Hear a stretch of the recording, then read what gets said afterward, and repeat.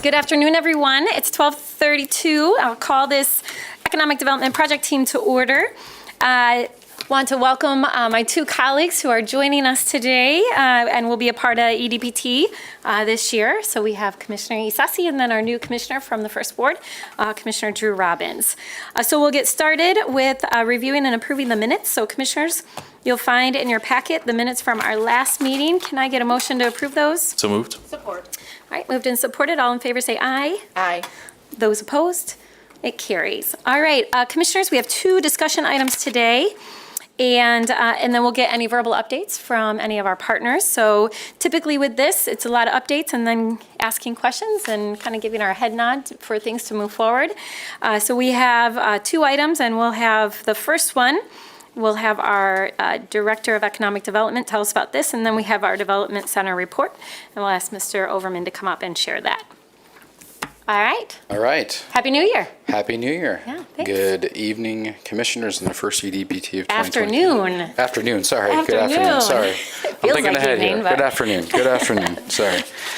So the presentation you'll see today will be co-presented by myself, our Assistant Director of Economic Development, and partners in community development to provide you a solid overview of all of the programs that each of our departments manage and utilize, and that will come across the commission body on a frequent basis to give you some context of sort of the tools we use and the projects that are associated with that. So I'll start with the economic development overview first, and then we'll pass it over to community development. Will also be giving you a little overview today of the recently adopted housing legislation and giving you an analysis of those specific programs and their applicability to what programs we have today and how they may or may not be useful in the future projects. So again, we'll start first again on the tax abatement versus tax increment financing. Go to those overview of the project program parameters, and then there's some of the other tools, and then those housing legislation. We'll do all the questions. We'll allow both departments to go first, and then we'll go back to all the questions if that's okay with you. All right, so first we'll kind of talk about the tax abatement. So this is similar, I see some friends from the media here that folks like to report on abatements, how they work, and what's the useful tool for the types of projects we do. So this is just a quick, simple summary of the tax abatement programs, how they work. So if you look at this blue line, you can consider that sort of the current conditions of a project, and then obviously those addition of values that project will generate based on the new investment. That red hash line obviously represents a difference between the amount of taxes that would have been paid without an abatement and the amount of taxes paid under their current abatement is the savings experienced by those applicants. So how they typically utilize that are those 5 bullet points on the right corner there. The obsolete property rehabilitation, neighborhood enterprise zone, industrial facility exemption, commercial facility exemption, and commercial rehabilitation exemption. Those are typically programs that you will see come across this body, how they utilize these abatements. Generally speaking, the time for these are somewhere between 1 and 15 years. And it's roughly 50% of savings over the life of those projects. Those are typically detailed, but just to give you an idea of how those abatements expire. Now, what's important is once these abatements expire, the taxes return to the full freight, which they would have paid otherwise. But again, this has helped to serve as assistance for those types of developments that necessitate those gaps. Well, So, and Mr. Gracia, sorry, yes. I'll try not to interrupt and let you get through this, but I think an important thing to point out, and I know many of us have these conversations when we have public hearings, is that very often the current state of the property is not generating many taxes, if any at all. And so very often, even with the abatement, we're still collecting, there's still a benefit, not just in property tax, but often in income tax as well. absolutely, yes. And it's also important to note that when you see all of these programs, none of these programs are upfront cash. All of these programs are predicated on project completion and specific, I guess, commitments that are made within those projects to make sure that those either costs are reimbursed over the life of the project, et cetera. Okay, so we'll talk a little about that as it relates to tax increment financing. So tax increment financing, again, the base taxes on a project, this is primarily, again, with the Brownfield Redevelopment Authority. And again, we're looking at contaminated, functionally obsolete, and those blighted properties, Mayor, as you referenced, that, just aren't generating, they have no activity, aren't generating much revenue, and honestly have serious issues that need to be taken care of before development can take place. Again, so in this case, you have a base tax of the project that is never reduced. It still remains the same. But again, there is an increased increment value on the project, and those tax increments are captured by the Brownfield Authority. Again, we're focusing on the orange box here, only from the eligible property to reimburse those eligible costs. Those eligible costs, again, a demolition, site preparation, public infrastructure, parking ramps, stormwater, et cetera. So those tax increment revenues are collected, again, somewhere can go up to 30 years. Typically, you'll see them between 12 and 25 years in the types of project that we're seeing here. And again, post completion of reimbursement or the expiration of the brownfield plan, whichever comes first, then the full cost of the taxes are collected on the property itself. So this is a quick summary of kind of the checklist of how we evaluate projects at a high level as people contact our office, or we're meeting with stakeholders and they're asking us, hey, this is the type of project I have. I have a new construction that's rehabbing, has some commercial, et cetera, et cetera. You can see this sheet, this table provides you a quick overview of that. What's really, really important to note here is each project's unique. Every project has unique characteristics, and we need to evaluate those, and we do each and every time to ensure how these particular incentives would work. Not to get too deep, but also, again, you start getting into some other issues and sort of overlapping taxing districts and otherwise that sometimes make some of these programs applicable or not. So again, a tool for you all to utilize, just a quick look and to understand how these programs are utilized for what types of projects. This particular slide, again, more detail of what you just saw, but really focus on the eligibility, those benefits that I mentioned, the duration of those particular programs, some example projects that we have completed or currently under construction, frankly, and also some other generally applicable things that we need to look at, including not being arrears in the city and current on income taxes, but most importantly, every project that comes through our office seeking public incentive support must submit an inclusion plan, again looking at the MBE, WBE, and MOBE goals for our inclusion plan. This slide here, again, takes all of those 6 programs that we mentioned, again, and kind of breaks them into buckets on the types of projects that typically utilize the programs that our office administers. You can see in 2 major buckets, real estate development and business development projects, and the applicability of each of those programs and the types of, I'll say, uses of funds that those incentives primarily are used for. Again, you can see there's that dark blue overlap. There are projects, of course, that come in and utilizing multiple tools based on the project itself. But again, this gives you a high level of just how our programs work at initial onset and how we're evaluating them and how we effectuate each of those projects and incentives. Again, none of these programs are upfront cash. It's all performance-based.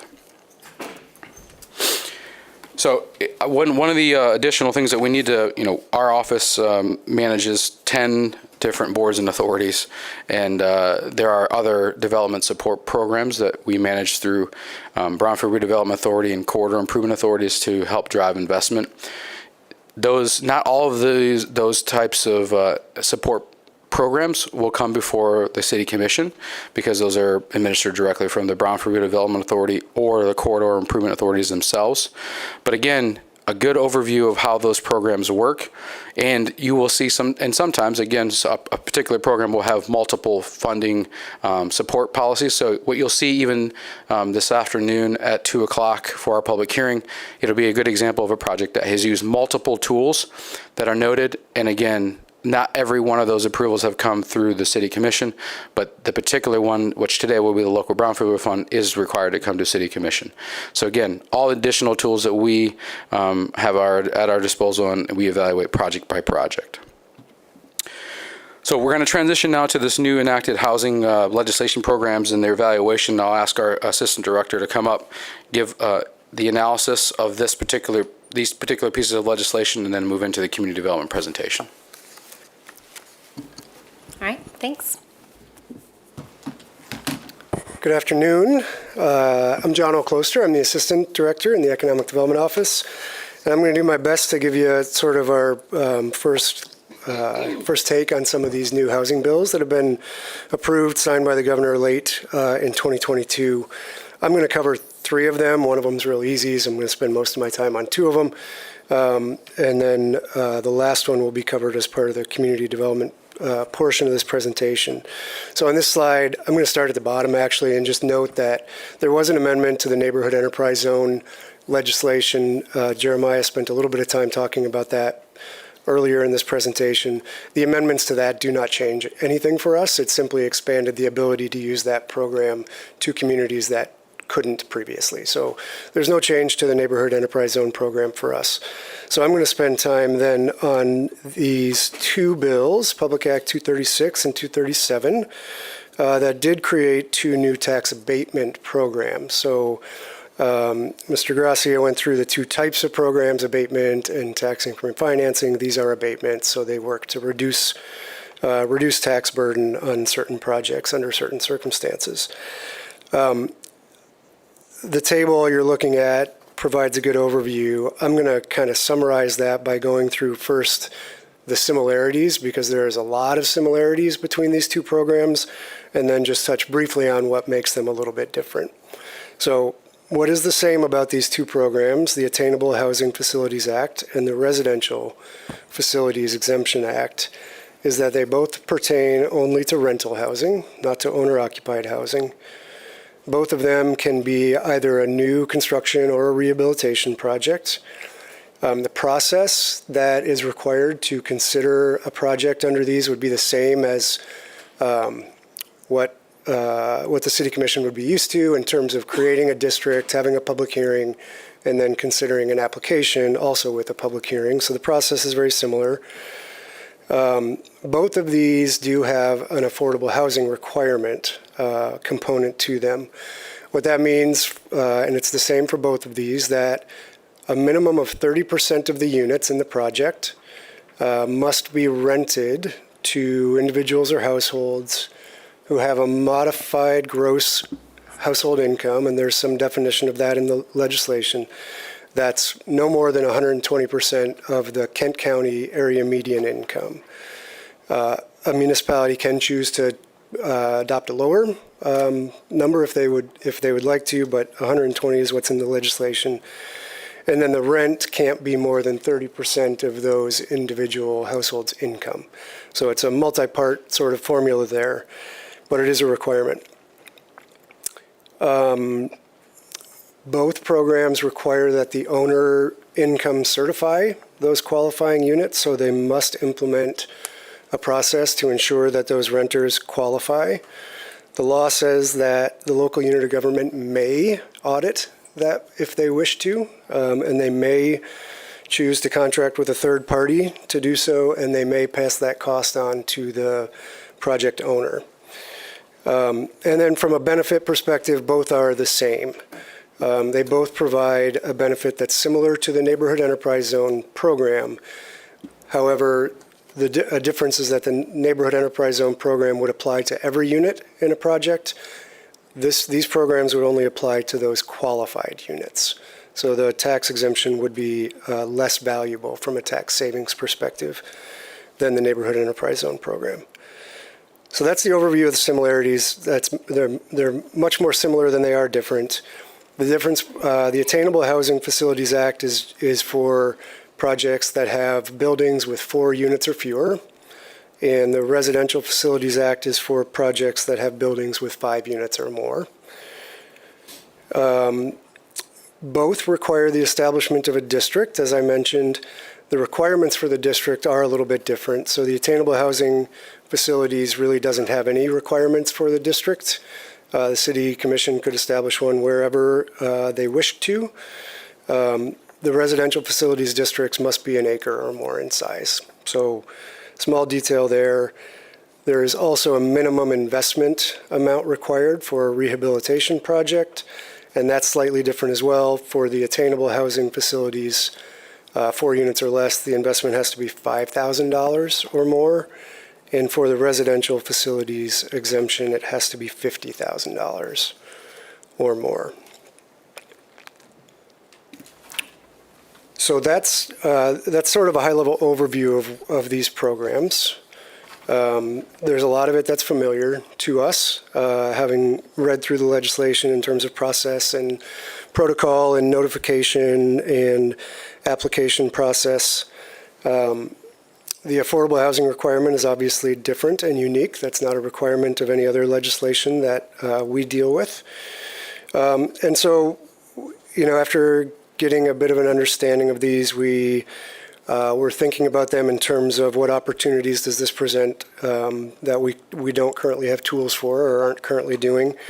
And in the world of development, the types of projects that you'll see economic development bring to the City Commission, I think there's a lot of overlap between what these programs' eligibility requirements are outside of the affordable housing, and then what the eligibility requirements are for neighborhood enterprise zone, obsolete property exemption, and the brownfield program. And so those multifamily housing projects, whether they're mixed use or standalone multifamily, are projects that we currently work on with the tools that are available to us. So I don't think that there's in the initial evaluation, I don't see a large, segment of project type that would be a sort of a new opportunity for us to work on.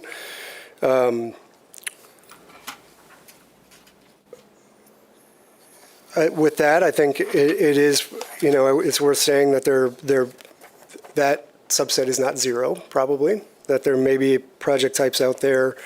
For example, is there a 4-unit building or 5-unit building in a neighborhood that's a new construction project that wouldn't qualify for neighborhood enterprise zone and might not have a lot of brownfield eligible costs, hypothetically.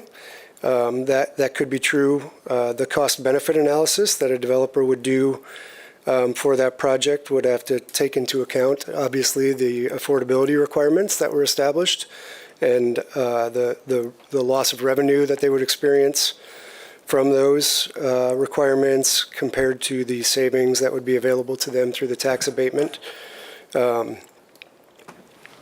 So for those, I think in summary, for those that are already providing affordable housing as part of their mission, this may be an interesting tool to them if they're paying taxes on some of their property. This could be a good way to help them preserve affordability and potentially expand that into additional units. But in the meantime, I think what we're seeing from this is that most of the projects that we're working on, we have tools that work to support those in the current state with the resources that are available to us that Jeremiah went through with the first part of the presentation. Yeah, I think now we're going to move into the community development, provide their overview, and then we can go straight into questions and answer. Okay, thank you. Thank you for that. I think I will add, while we move to this transition, I'll publicly just say how much we appreciate the work and partnership with the Grand Rapids Chamber and the Michigan Municipal League, Urban Core Mayors. Many people really rallied around support for this package of bills, as we called it, the housing package, and we were glad to see it get passed last year. So, all right, Ms. Bohach, back at it. All right, I'm back. So where are you going to get sick of me today? No, never. So I'm here to talk about community development programs, and Ms. Erin Banshoff, our Assistant Community Development Director, will also come up for a portion of the presentation as well. But community development programs, unlike the tools that Jeremiah went through, is really more, is not incentive-based. It's more provides more, I'd say, financial support and for projects. So just a high-level overview of the presentation. We'll highlight for you our sources of funding for housing and community development activities that the Community Development Department actually administers. Talk real briefly about the framework that we use to make investments of those dollars, and talk a little bit about the required benefit and eligibility for those funds, and then also highlight how we support the creation and preservation of affordable housing, and then get into, just as Jono outlined, a current ordinance that we have referred to as pilot payment in lieu of taxes, and amended state authorizing legislation and the impact of that. Community Development Department has programs that first and foremost come in through an annual formula grants through the U.S. Department, primarily through the U.S. Department of Housing and Urban Development. So 3 programs crucial to us are the Community Development Block Grant, the Home Investment Partnerships, and the Emergency Solutions Grants. All those have very specific targeted approaches to what you can do and the eligibility of those. I'd say the Community Development Block Grant is what is the most flexible because it allows us to do the most variety. But even though we use the term flexible, don't get carried away with flexible because it's steeped in rules and regulations and eligibility, so it can get us bogged down a little bit. But there's a lot of activities that we support on an annual basis with all 3 of these grant programs. And our largest program is the Community Development Block Grant with $5 million, approximately $5 million annually that comes into our city for that.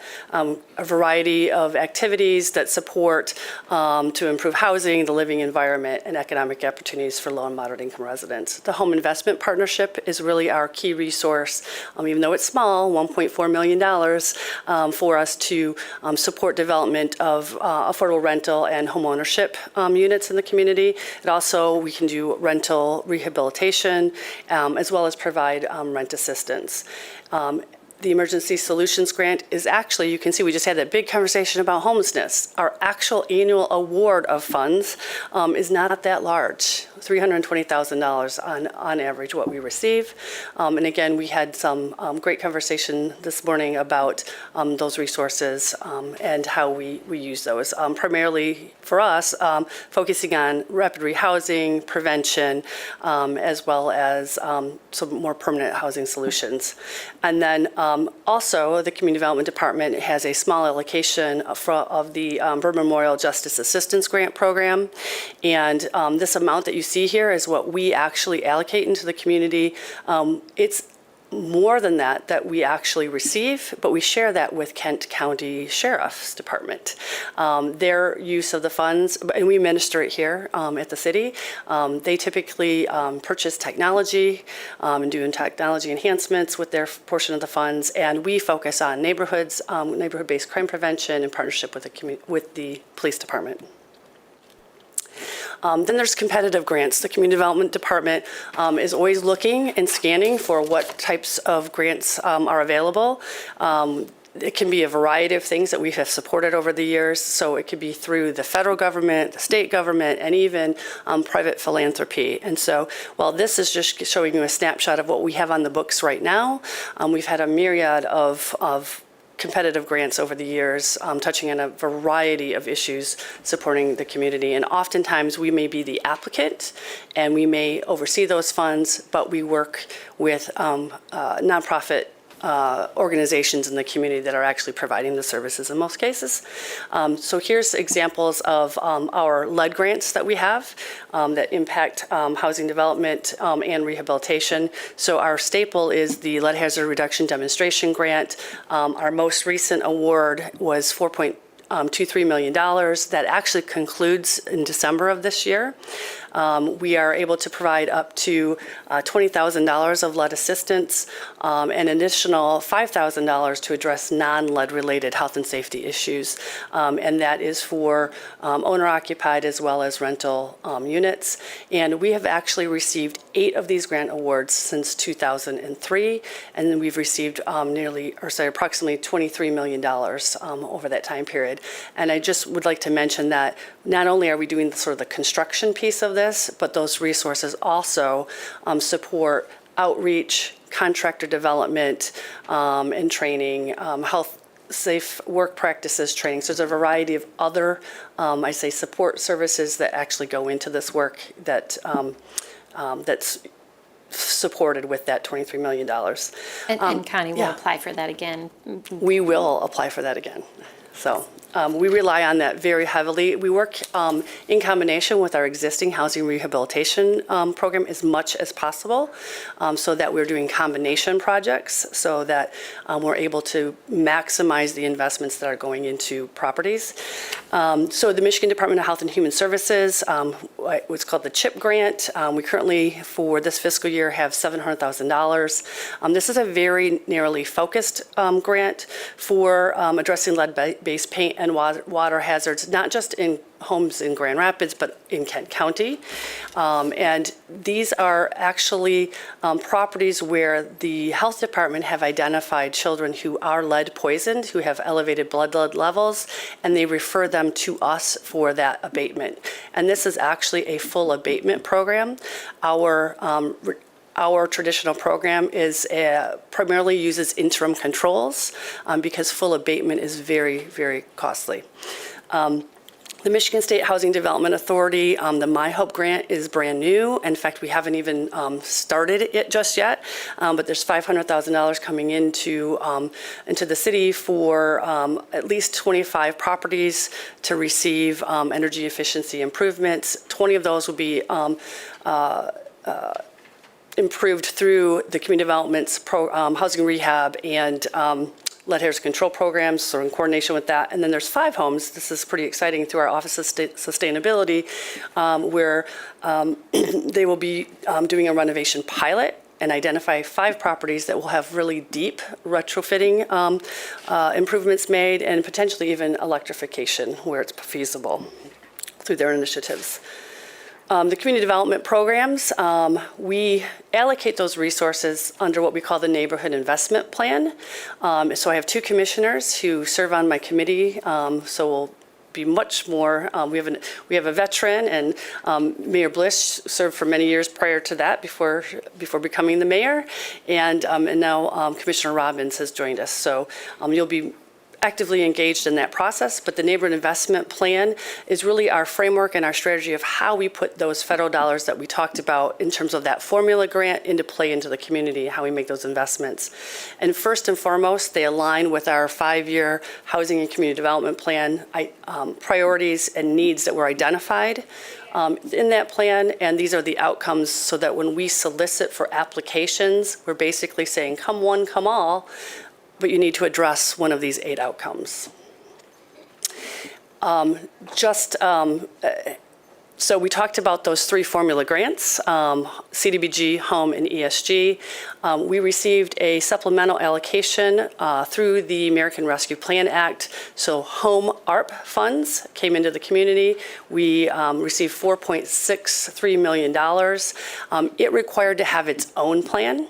Now, when we allocate the funds, we actually still align that to our neighborhood investment process, and we do one funding application process. But we're making sure that we're meeting the priorities that were identified in our Home ARP plan. So what our plan really calls for is supporting supporting affordable rental housing, as well as supportive services in the community.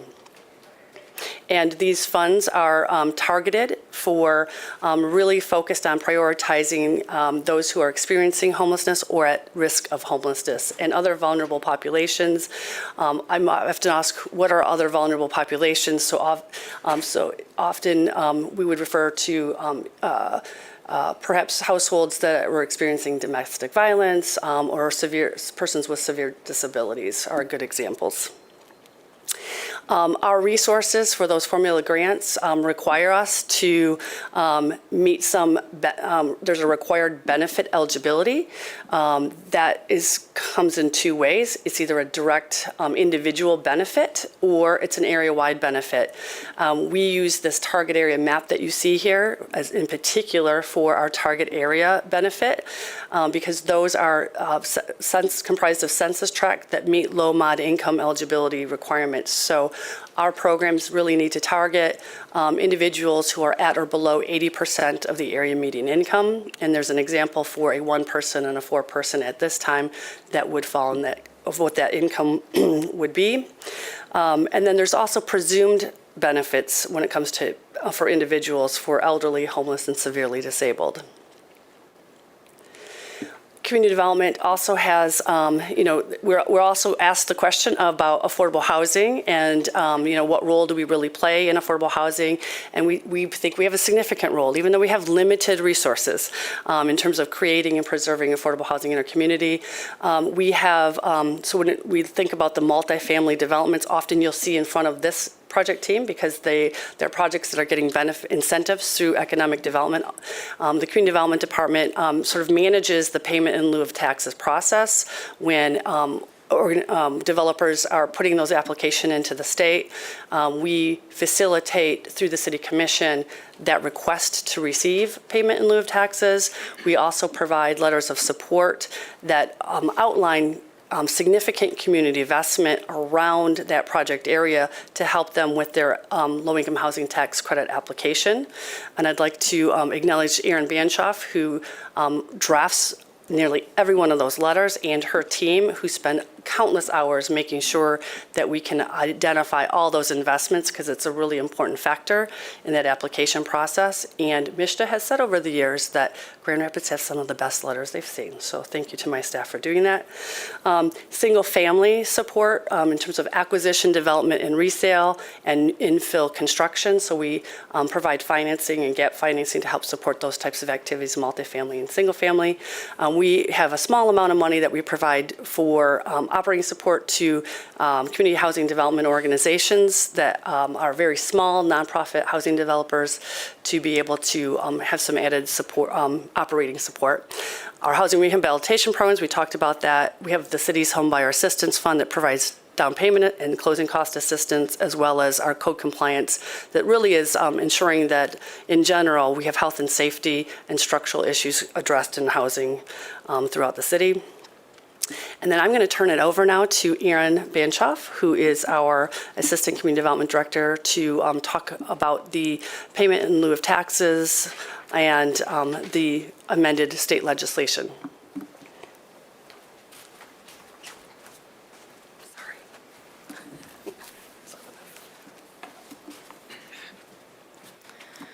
Hi. So tax exemption and payment in lieu of taxes is commonly referred to as pilot and applies to rental housing. It's where the owner of a qualified housing project that's determined to be exempt from taxation instead pays to the city an annual service charge in lieu of taxes that's based on a percentage of their annual shelter rent. Having a pilot in place helps to keep expenses predictable and rents affordable. It also helps to provide certainty to developers and investors, thereby reducing risk. The city has an existing citywide pilot ordinance, and Community Development Department staff review applications for pilot upon receipt from developers, and then projects that are determined to meet requirements are advanced to the City Commission for consideration. When the Commission approves a pilot, it's done so conditionally based on the city's receipt of a notification to the local assessor of exemption that's provided by the State Housing Development Authority. So under the existing ordinance, housing projects are eligible if they have qualifying federal or state financing.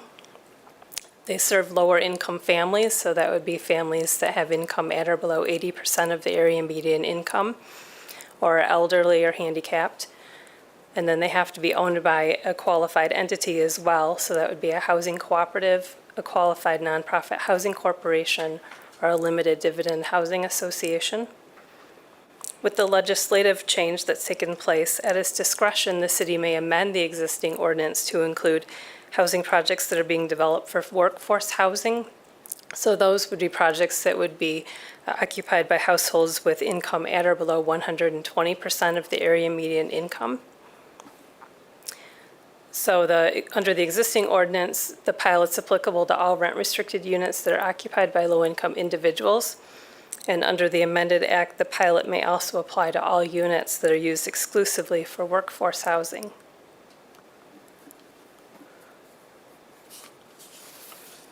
So housing projects that are approved for an exemption have two options for making the payment in lieu of taxes to the city for the rent-restricted units. They can pay a service charge in an amount equal to 4% of annual shelter rent, or they can elect to pay a service charge in an amount equal to 1% of annual shelter rent, in addition to making a contribution to the city's affordable housing fund in an amount equal to 2% of annual shelter rent. If the contribution to the housing fund is not made, then the service charge reverts to 4%. So a developer identifies which of these two options they'd like to elect at the time of application. At this point, they all elect option 2. And emergency shelters and transitional housing for the homeless are not assessed a service charge.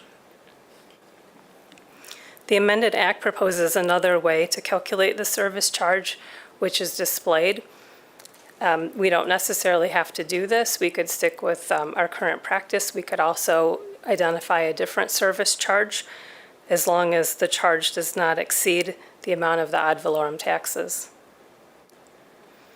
If a project is occupied by other than low-income persons or families, then that portion of the project pays a service charge that's equal to the full amount of the taxes that would be paid if the project were not exempt.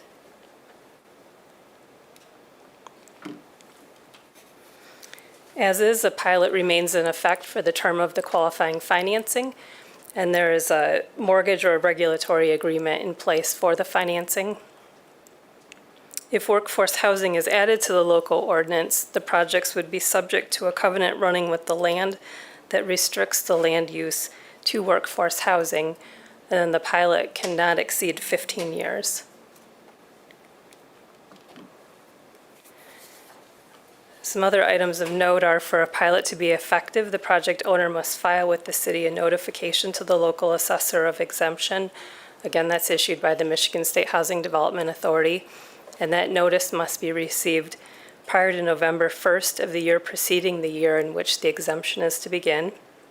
The owner must be current on all taxes and assessments on the property, and they must annually file with the city assessor audited financial statements. For all pilots, the service charge that's received in lieu of taxes must be distributed to the units that are levying the general property tax in the same proportion as is used in the ad valorem taxes of the previous year. And if the local ordinance is amended to include workforce housing, then the city would need to provide to the Kent County Treasurer a copy of the notice to local assessor upon receipt. And then the Kent County Board of Commissioners, at their discretion, could choose to adopt a resolution requiring payment to the county of what is referred to as the additional amount. And I won't go over the calculation for this, which is displayed on the slide, but is basically an amount that holds the county harmless. And so this is a summary of our existing ordinance, and as amended, as the state enabling legislation is amended, and there needs to be additional review and internal discussion to determine what, if any, changes should be recommended to the existing ordinance. And this concludes our overall presentation, and if you have any questions, we'd be glad to answer them. All right, thank you. I'll see, I have one question. Erin, I don't know if you can answer this, or Connie. Going back to the community development block grants, I know that the eligibility for the areas of the city is based on census data. Has that been updated yet based on 2020? No? No.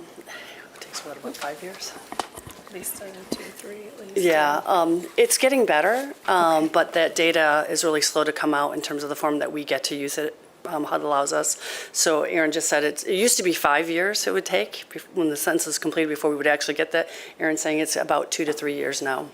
Okay, all right, good to know. Soon. Okay, because I'm assuming that will impact potentially Yes, who's yes. eligible for those funds. I know in the past, there had been changes based on neighborhood associations in certain neighborhoods that were eligible versus once census data was recalculated, they were no longer, at least portions of Correct. those neighborhoods were no longer, or census That tracts were map no will longer. adjust as a result of that. Okay, Yep. thanks, good to know. I'll start over here, Commissioner Isasi, and then Commissioner. I don't really have anything additional to add. I was joking here with Mr. Gracia that we had a good update because Commissioner Robbins and I were on just in a meeting last week with the Community Development Department. So I think obviously all of our other new colleagues can get this information, but it's a nice reference, It is. easy to review. So I hope Every one of them will get it and we'll mention it to them. But we were able to give some updates, and Commissioner Robbins, hopefully that was helpful for this meeting too, being the first. So thank you for presenting it again. Yeah, thank you. It is a nice layout of the different tools that we have at our disposal. Yeah, just echoing what Commissioner Sassi said, this is incredibly helpful information. It's kind of like drinking from a fire hose at first, but it definitely helps kind of sort things out. I did have one quick question about the lead hazard reduction competitive demonstration grant. I guess, what are the odds that that gets renewed if applied for? Is it something where it's once every handful of years, or is it something that we know we're probably going to get as long as we apply? So we were only denied an application one time since 2003, Okay. and it really was only because we were applying, there was overlap, and the federal government decided that they didn't want to allow that overlap, because really what happens is you have projects going on, they're underway, your staff, and you're continuing to build a pipeline, and so you don't want to just stop and then have to wait and start. And for some reason, for the first time ever, the federal government said, nope, we're going to make you run out of your money first before we allocate it. And we actually had to shut down the program. We actually, actually laid off staff for a period of time, everything. I mean, the program, and it took a lot to ramp back up. And so I think, this probably sounds a little condescending, I think the federal government learned its lesson from that one experience, that it really did damage programs and our ability to keep that pipeline flowing. And so we haven't seen that happening, but it is now time for us to be, as soon as the application comes out, we'll be applying and be able to do that. So we'd like it to be seamless. Yeah. Right? And Connie, if I remember, we now can have some carryover with projects that are finishing up or that still need to be paid out while we apply, and have new projects coming. How it had traditionally been, and then that 1 year, they decided not to do that. Yeah. It's different, though, for the CHIP program. Yeah. And so when we originally applied for the CHIP program, we applied at a much higher level. But theirs is not set up what we consider to be like a construction-based, and it really does cut off. And so we had to be more conscious of how do we make sure that we spend those dollars, because it's really important in community development. We don't want to have I don't ever want any money to ever go back. And so we want to make sure that we spend every dime that we get. And their program is similar. It doesn't transition and allows you to keep that pipeline going. So we have to cut projects, stop that pipeline at a certain point to ensure that they can get completed while we're waiting for the next allocation of funds. All right. Gotcha. And that Thank was you. my exact curiosity, was what happens to the projects if the funding gets cut off. So that clears it up. So thank you. Yeah, thanks. All right, any other questions or comments? Okay, seeing none, we'll finish up that briefing, and we'll invite Mr. Overmeyer up here to tell us about our development report. So Commissioners, this is a report that we'll get every month. It breaks down the different projects happening in each ward. You have it added to your agenda, so it's an attachment. Well, good afternoon, and thank you for this opportunity to present on our monthly activity. I did want to just start out with kind of an annual update as we wrapped up 2022. Through the construction investment in the city of Grand Rapids last year, based on when projects were approved, City of Grand Rapids had the third highest construction investment that we've ever experienced before. So just a little bit higher than 2021 by about $7 million in that. While some of that can be contributed to cost of materials increase and inflation in general, it's still exciting to see that despite the predictions of a recession in the construction industry, we're still staying quite strong in that. And looking forward to what's coming up, we see a lot of good projects still coming our way. So a large share of that was performed by Spectrum Health through various projects in the area, which accounted for about almost 150 million of that 448 million that was performed here. Looking at back at December, we did have a few new projects that I just wanted to bring to your attention for that are going to be getting in construction. RT London Executive Office on Broadway was approved, as well as the Eckershire tenant improvements as well in the first ward. Looking at the second ward, we see that the Celebration Apartments is going before Planning Commission as well soon for their approval.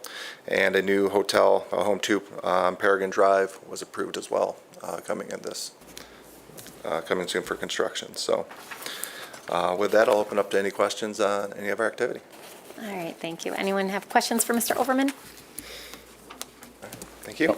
I would add one more project on here is, if you look at 109 Michigan Street, you might have heard the Twist Think announcement a few months ago, moving into the Doug Meyer Medical Innovation Building.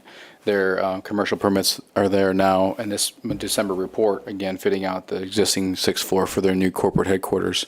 And also, not in this, but in the past report, again, the Doug Meyer Medical Innovation Building is now open. And so that obviously the home of BAMP, and also now home to the Spartan Innovations, the Bridge, for their Smart Zone Business Accelerator facility. So again, good positive momentum, and obviously, and then also I will say, now knowing that we've had the third highest year, next month you will hear our annual economic development report and hear our summary of our investments and the projects we supported and the dollar amounts and inclusion plan numbers and all those important things that will be just as beneficial as this report that we provided you today. Great, thank you. Commissioners, any additional questions or comments? All right, I see we have a couple of our partners with us today. Any updates from our partner organizations, Wright Place County, any of the others? All right, well, we appreciate you being here and all of the work that you also do in our community around economic development. City Manager? Yeah, just a comment, Mayor. I know we have a 2 o'clock meeting, so perhaps at some future briefing, especially when we have a public hearing at our night meeting, I'd like the staff to take a little bit time at night to explain the various tools that we have in light of what we shared today, and perhaps even combining the report that we heard in the CAFR around the value of the tax incentives and the return on investment to better educate the public prior to a public hearing at night. Yeah, I think many of us around this table agree that that would be helpful. Even though at times it may feel redundant, I think we need to continue to let people know how these tools are used and what they enable us to do locally around economic development. So, all right, Commissioners, with that, we'll adjourn this meeting and we'll be back here in about 40 minutes for our commission meeting. All right.